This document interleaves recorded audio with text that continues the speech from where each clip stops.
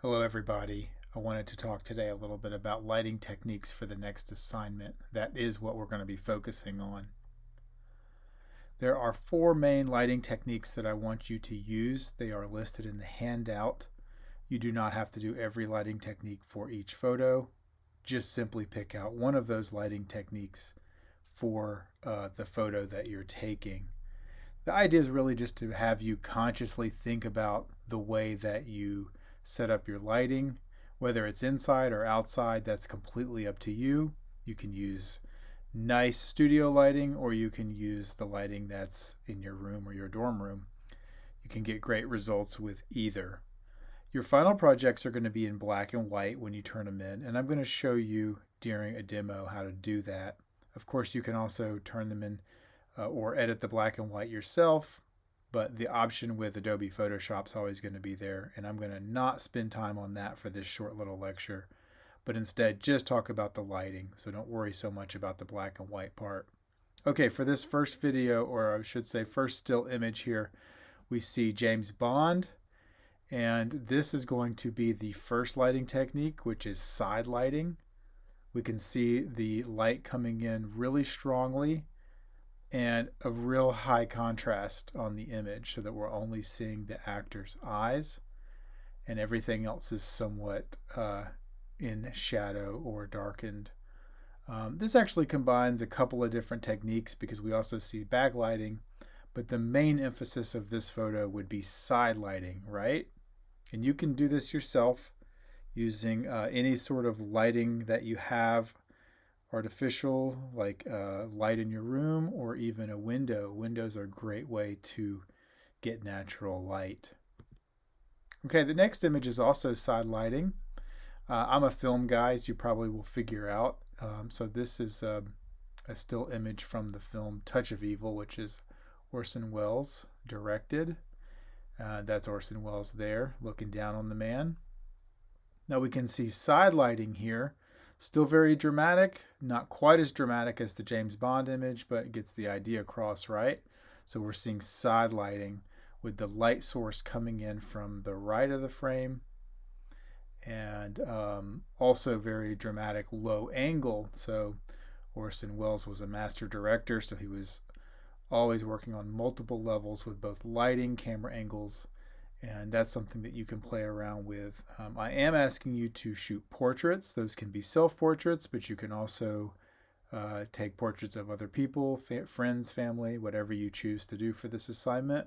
So you are open in terms of that. But I do want people to be in the photos, please. Let's move on to backlighting. This is another outstanding film called The Third Man, directed by Carol Reed. So this is a very dramatic image with the light coming from the end of the tunnel, and the protagonist here that we're following is sort of enshrouded in darkness, so we really don't see much of his details. This is a clever way to have the director move the viewer's attention down to the end of the tunnel and whatever menacing element is coming down there. This is a suspense film. So you can really choose whatever composition you want. The idea is just to have the light behind the person. So often, you probably know the word silhouette. Often the person will be in full silhouette or half silhouette, but you really won't see too many of the details because the light source is coming from behind the person. Side lighting and backlighting are usually the two techniques that students get the easiest in terms of conceptualizing and utilizing. So side lighting and backlighting. Again, you can use hallway lights, you can use windows, whatever sort of light source that you choose to do, you are open to do that. All right, so in a little bit more of a subtle idea here, we're now talking about diffused light. Diffused light is where the light is a little bit lower. So this is obviously a still image from the Batman film with Robert Pattinson. Diffused light is characterized by a lack of harsh shadows. So you can see this image is very low lit. In fact, the whole film is very low lighting to sort of create a mood. And where would you find the sharp or harsh shadows in this image if I was to ask you that? Probably would have a hard time with that, right? Because the images or the light source doesn't seem to be coming from any really one sharp direction. Most likely there are filters on the lights to diffuse it or create like an ambient effect. Again, this can be for your project. You can shoot outside or inside. If you wanted to do outside for diffused light, I recommend shooting very early in the morning or very, very late in the twilight or the dusk when the light is very, very low. I would also recommend if you're inside, make sure there's no sharp or really strong point of view for one light or two lights or whatever. And again, a simple test is just to ask yourself, is the light source very obvious? And if it's not, then most likely you're dealing with a diffused light. You can also artificially diffuse lights, and we're going to talk a little bit about that as we go into the class.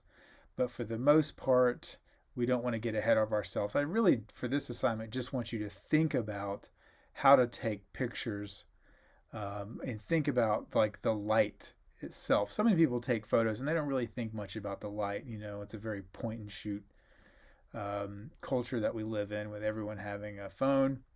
But for this assignment, we want to elevate photo taking to an art form, right? That's our goal. We want to take artistic images. And the number one thing that you need to think about is, of course, the lighting. This is another excellent example of diffused lighting, that lighting technique. This is from a film called The Rider. And again, look how late this is in the evening, the very last light of day. A lot of filmmakers call it magic hour. That's the time that you've got only 15 minutes, 20 minutes at best, when you've got that last light of the day. And it's a great time to take beautiful images. That's why when you go to the beach and you see all those families taking those photos at sunset, a really talented professional photographer knows how to shoot that light at that time of day and get what they need. Okay, so this is another one. This is from the film The Joker. And this is our last lighting technique, and it's simply artificial. Artificial is the most open-ended lighting technique because it really just means light that you're using to take photos that is not sunlight. Sunlight would be referred to as natural light. So you're going to be shooting artificial light.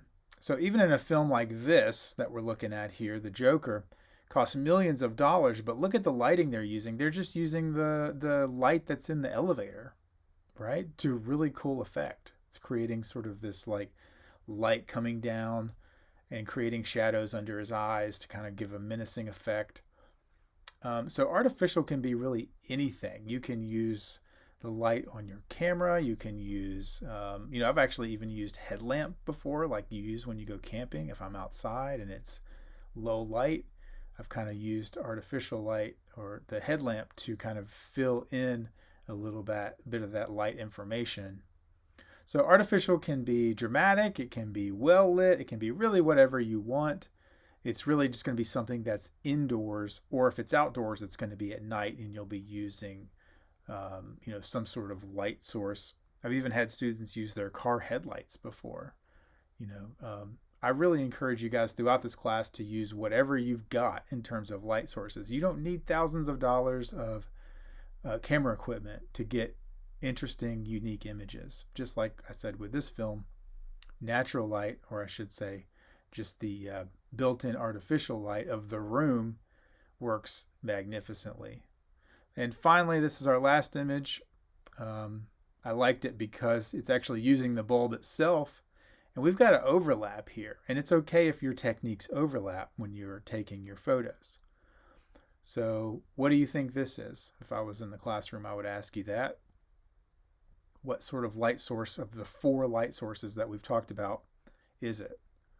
Well, it's a bit of a trick question because it's 2. It's artificial because we literally see the bulb in front of us, and it's also side lighting. So we're seeing dramatic shadow on the side of the model's face. So it's, we're kind of double dipping here.